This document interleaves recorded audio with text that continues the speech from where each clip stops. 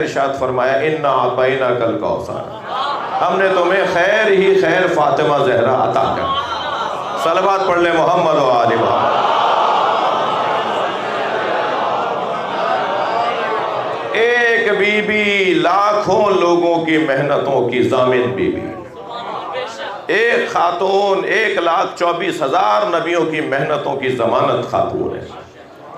अल्लाह अकबर। नबी मुकर्रम के बाद मौला अली और फिर उनके 12 और उनके 11 बेटे, यानी नबी के बाद 12 नबी के जानशीन, वो सब के सब अगर उनकी मेहनतें बचेंगी, महफूज रहेंगी, तो वो बेनाम फातिमा ज़हरा रहेंगी।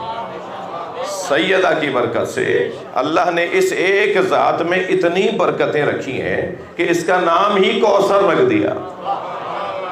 कौसर सैयदा का कुरानी नाम है, यानी खैर ही खैर, खैर मुतलक, हर एतबार से भलाई ही भलाई। एक ज़ात को पूरी कायनात के लिए काफ़ी जाना है परवरदिगार आलम।